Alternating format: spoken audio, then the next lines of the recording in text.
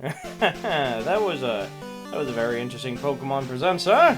I've got a lot to talk about, but before we begin, hi, welcome to Retro News. Yep, just like every other YouTuber on the planet, I too am gonna throw my hat in the ring of news. If it's something worth talking about, I'd like to put my opinion out there just like everyone else. And wow, what a first episode to start with, huh? Pokemon Presents is a Nintendo Direct for exclusively Pokemon news. They released a video just yesterday at the time of this recording, February 27th of 2022. Now, I will be honest, a few of these games that they showed off were things that I myself don't really find interesting, but I feel it is important that I talk about them anyway. For one, you the viewer might actually be playing these games right now and might appreciate it if you were brought up to speed. Of course, if you had watched the Pokemon Direct, well, I don't know what you're doing here. Maybe you just want to hear some old bastard talk about Pokemon? Yeah, let's go with that. First on our news reel is that there's an update for Pokemon Go. March 1st will be the time of the update in which they add Alolan Exeggutor. Wow, it's gonna be honest, with the beginning animation it kinda looked like there was gonna be more. I mean, if you like Alolan Exeggutor, then, cool, go nuts. Pokemon Masters EX is getting an update as well. This was a game that I actually did get to check out, mainly for the music after listening to it, through our YouTube channel.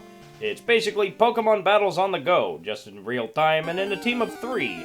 Being that it's a phone game, of course, you have to pay to obtain other trainers who will also have their own unique Pokemon. There might be ways to obtain other characters for free, but they really do encourage you to pay and nab as many of these characters as you can.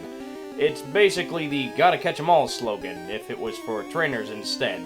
Anyway, the update includes Victory Road, in which it sounds like you can obtain beta versions of the original trainers from Red, Blue, and Green, which was an exclusive to Japan. Of course, Fire Red and Leaf Green are a thing, and the Leaf that we know now is from that game. You can obtain these characters as well as 5,000 gems, pretty much the go-to for every phone game ever.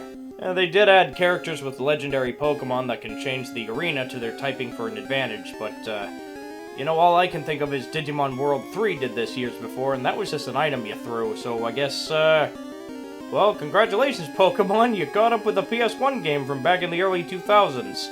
Next up is Pokemon Cafe Remix, a game that I once downloaded onto my Switch, never to actually try it. I think I just wanted it on my profile just because. I'm not against puzzle games, in fact one of my favorites has to be Yoshi's Cookie, but I don't know, this one just really didn't catch my eye, but anyway, there's something called the delivery system in which a Pelipper goes and delivers food to other Pokemon to make them want to visit your place. Cute stuff, I gotta say. I'm not entirely sure what the point of it is though. I guess if you wanted specific Pokemon to visit your place, this is the way to do it. Of course, I've never played the game, so I don't know how any of this works, so you must excuse me. I guess some of the Pokemon that you get in this game can offer a way to beat the puzzle easier, and I guess that's kinda cool. But until I actually picked up the game myself, I don't have much else to say, other than it just kinda looks cool. I'm sorry, guys. Pokemon Unite! League of Legends, if it was for even younger babies, gets an update this time. Basically, the update is on a special day you can play as any of the Pokemon you want. Frankly, all the Pokemon should have been available to you, and it should have just costed you around, I don't know, fucking $15 to buy the game, but, you know, fuck me, I guess. I'm gonna be straight up honest with you folks. Pokemon Unite doesn't even come close to what other MOBA games like Dota 2 has done. That game has all of the characters for free, and the only thing you have to worry about is the Battle Pass, as well as the costumes that you have to pay for in order to wear them. That's fine. The mythical Pokemon Hoopa joins the roster, and if you do some things for the game, you can obtain the license, but this just sounds like you're only gonna be able to obtain him for a limited time. FOMO at its finest. Duraludon is expected to join the roster later, which is kinda neat. I actually like Duraludon, mainly because, hey, it's a dragon, and it's got that whole Mechagodzilla thing for Tyranitar. One of the only good things I'm gonna say about Sword and Shield's offer to Pokemon, so if you like him, I mean, have a blast. Pokemon Brilliant Diamond and Shining Pearl were games that were critically panned by pretty much everybody for being a watered-down version of the original games that were available on the DS. More updates to the game are coming, such as... oh... you can get Shaman. That's a thing. Okay. but in Pokemon Legends, I can just go out into the wild and catch her without fail, so what was the point of this? Look, I know that some people out there haven't bought Pokemon Legends yet, so why not just go get the game and make it easier on yourself? It's a much better game, hands down, anyway. I mean, I've put so many hours into the thing, and I'm still not done. It's definitely worth your money, just save yourself the trouble. Speaking of Legends Arceus, that too's getting an update, leaving even more for me to do. Oh boy! The Daybreak event has officially started, and basically what that means is there's gonna be a lot more mass Pokemon outbreaks. Some of them even with an entire army of Alpha Pokemon. I mean, it may sound like a small change, but hey, it's a welcome one. And I'm sure people out there will appreciate finding more Alpha Pokemon to catch, with some of them being Pokemon that are a little harder to find. Hey, there's a few Pokemon in there that I actually wanted to get bigger versions of. I mean, Electro is probably one of my favorites. The update also includes more trainers for you to fight, so I mean, if you really liked fighting the same few people to grind your Pokemon, now you have more.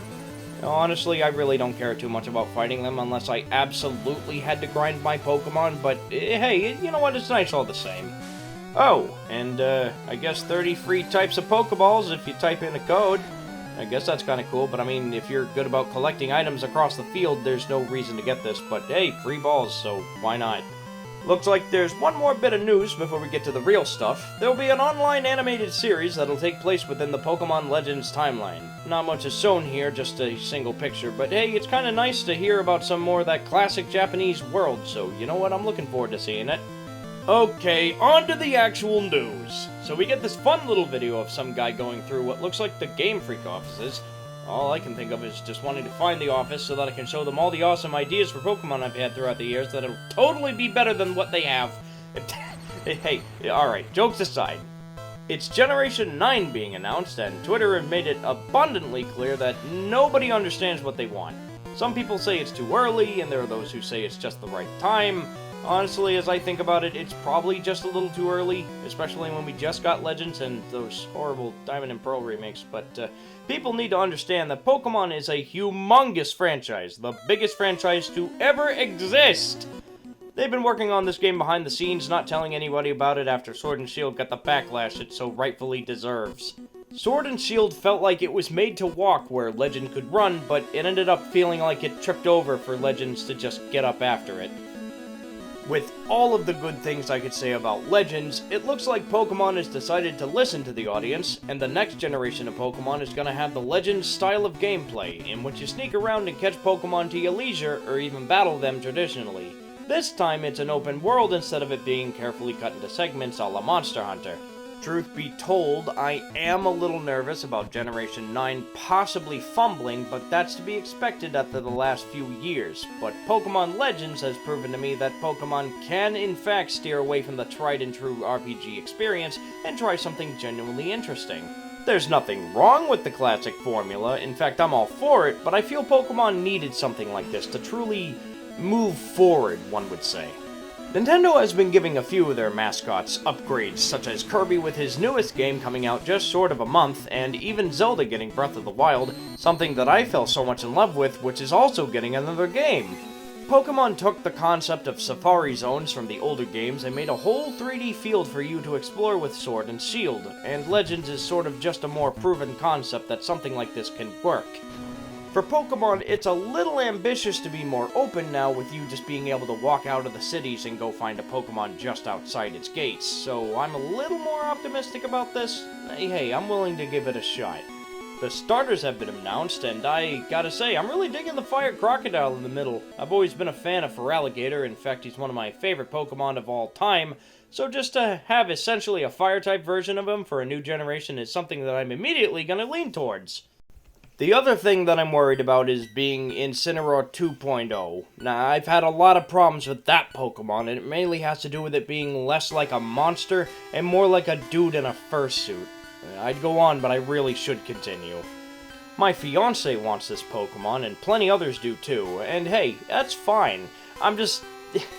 you know, I'm sorry, I can't stop making the comparison. It looks like a more detailed version of this. With all that being said though, no matter who you choose, you're guaranteed to have a good time. This game looks a hell of a lot better than Pokemon Legends did, despite all the fun that I had with it, and having new Pokemon to look forward to is always a treat, even if not every Pokemon is going to be your favorite. And with that, this concludes our news broadcast. So, what do you think about the Pokemon Presents? Do you think it's too early for a new Pokemon game? Or are you like me and are just going for a cautiously optimistic viewpoint? If you liked what I had to say, why not leave a like and subscribe to the channel for more? I've got some game reviews up for your enjoyment, and there's also going to be a new series, Until We Win, where I get to teach you the tips and tricks to beat tough video games.